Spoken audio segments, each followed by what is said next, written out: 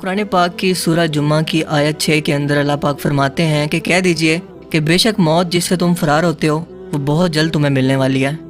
پھر تم اس کی طرف لوٹائے جاؤ گے جو غیب اور حاضر کو جاننے والا ہے، پھر وہ تمہیں جتلائے گا جو عمل تم کرتے تھے۔ اس کے بعد سورہ النساء کی آیت 78 کے اندر اللہ پاک فرماتے ہیں کہ تم جہاں کہیں بھی ہو موت تمہیں پالے گی، خواہ تم مضبوط قلعوں میں ہی کیوں نہ ہو۔ یعنی اللہ تعالیٰ کی پیدا کردہ ہر زندہ چیز کو ایک روز موت آنی ہے۔ یہ ایک ایسی حقیقت ہے جس سے کوئی بھی شخص انکار نہیں کر سکتا۔ دنیا میں آپ کو قرآن پاک کی تعلیمات، انبیاء کرام اور ہر طرح کی دینی تعلیمات کا انکار کرنے والے لوگ ملیں گے جو سزا اور جزا اور جنت اور دوزخ کو بھی نہیں مانتے ہوں گے۔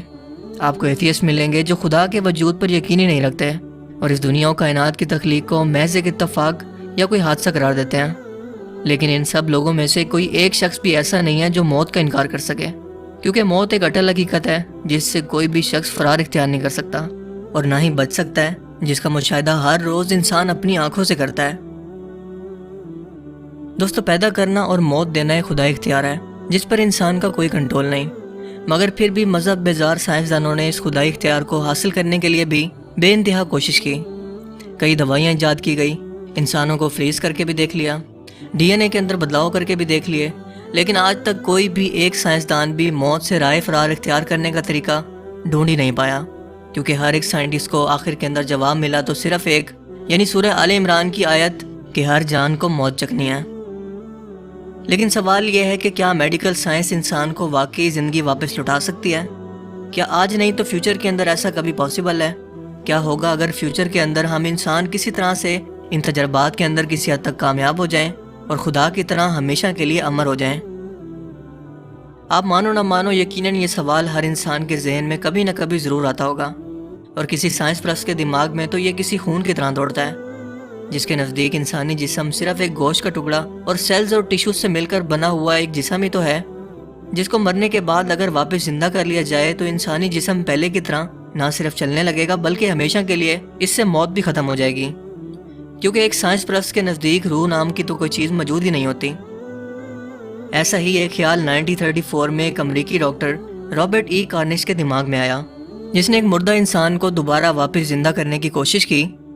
ڈاکٹر رابرٹ کا ماننا تھا کہ عام طور پر انسان کی موت دل کے کام کرنے کی وجہ سے، یعنی کہ دل کے بند ہونے کی وجہ سے، خون کی سپلائی رکنے کی وجہ سے ہوا کرتی ہے، لہٰذا اگر کسی جسم کے اندر خون کا بہاؤ ایک بار پھر سے واپسی شروع کیا جا سکے تو اس مردہ جسم کو واپس زندہ کیا جا سکتا ہے۔ اس تجربے کے لیے انہوں نے کچھ مردہ مریضوں کو چنا، ان کے جسم کے اندر اینڈرولین نامی کیمیکل کو انجیکٹ کیا تاکہ ان کا خون پتلا ہو سکے اور ان کے جسم میں واپس خون کے بہاؤ کو تیار کیا جا سکے۔ اس کے بعد وہ مریض کو ایک سیسا کی طرح دکھنے والے بیڈ پر لٹا کر تیزی سے ہلاتا تھا تاکہ جسم میں خون کا بہاؤ واپس شروع ہو سکے، لیکن کافی عرصے تک ایسا کرنے کے باوجود کسی بھی مردہ شخص کے اندر کوئی بھی بدلاؤ نہیں دیکھا جا سکا۔ لیکن اس نے پھر بھی ہار نہیں مانی اور اب کی بار یہ تجربہ اس نے کتوں پر کرنا شروع کیا، جس کے لیے اس نے 5 کتے منتخب کیے۔ اپنے تجربات کے دوران 3 کتوں کے دماغ کے اندر کچھ ہلچل ہوئی جبکہ باقی 2 مردہ ہی رہے۔ اس کے بعد امریکن حکومت نے اس طرح کے تجربات پر پابندی لگا دی، کیونکہ ان کے مطابق جانوروں کے ساتھ ایسا رویہ اپنانا بہت ہی غیر انسانی عمل ہے۔ لیکن اس کے بعد 1940 میں ہی ایک کتے کے سر کو الگ کر کے اس پر ایسا ہی تجربہ پھر سے کیا گیا، جس میں کتے کے دماغ کے اندر ایک تازہ خون ایک مشین کے ذریعے، جس کا نام تھا آٹو انجیکٹر، اس کی مدد سے اس کے دماغ کے اندر دوبارہ سے خون کو سپلائی کیا گیا، جس سے کتے کے سر کے اندر معمولی ہلچل دیکھی گئی، جسے سائنس کی زبان میں رسپانس ٹو اسٹیمولیشن کہتے ہیں۔ اس تجربے کی ویڈیو آپ کو یوٹیوب پر بھی مل جائے گی، لیکن یہ بہت ہی خطرناک اور دل کو دلا دینے والی ویڈیو ہے، لہٰذا اگر آپ کمزور دل والے ہیں تو اس کو ہرگز مت دیکھیے گا۔ اسی وجہ سے ان تجربات پر آئندہ کے لیے پابندی لگا دی گئی، کیونکہ ایسا کرنا اینیمل ابیوز میں آتا ہے، جو کہ مکمل طور پر غیر قانونی اور جرم ہے۔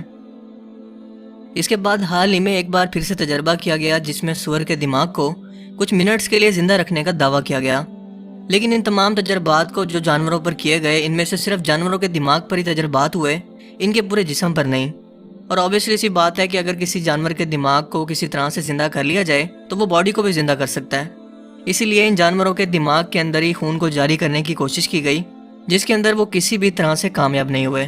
کیونکہ نہ تو ان جانوروں کا دماغ ٹھیک سے کام کرتا ہے اور نہ ہی یہ جانچنے کا موقع ملتا ہے کہ ان کے اندر کیا ہلچل ہوئی۔ اسی لیے ان تجربات کو ناممکن مان لیا گیا کہ سارے جسم کے اندر خون جاری کر کے جسم کو زندہ کرنا ناممکن ہے۔ اور ایٹ دی اینڈ ان سائنٹسٹ کے پاس یہ ریزلٹ نکلا کہ صرف جسم کا مردہ ہونے کا تعلق فزیکل جسم کے ساتھ ساتھ کسی روحانی دنیا کے ساتھ بھی جڑا ہوا ہے۔ دوستو، زندگی اور موت قدرت کا قانون ہے۔ کسی مرے ہوئے شخص کو واپس لانا یا زندہ کرنے کی کوشش کرنا قدرت کے قوانین کے ساتھ چھیڑ چھاڑ کرنا ہے۔ اسی لیے آج کے دور کے اندر اس طرح کے تجربات کو انیتھیکل یعنی غیر اخلاقی اور غیر قانونی مانا جاتا ہے۔ اور یہ بات تو طے شدہ ہے کہ انسان نہ تو موت کو ختم کر سکتا ہے، نہ اسے ٹال سکتا ہے، اور نہ ہی اپنی عمر کو کسی طرح سے بڑھا سکتا ہے۔ لیکن پھر بھی انسانی فطرت اسے ایسے تجربات یعنی خدائی طاقتوں کے حصول کے لیے نت نئی کھوجوں پر مجبور کرتی رہتی ہے، جس کا تذکرہ وہ آب حیات جیسی کہانیوں کے اندر سنتا چلا رہا ہے۔ اس کی سادہ سی مثال میڈیکل سائنس کے اندر حالیہ سٹیم سیلز کا تصور ہے،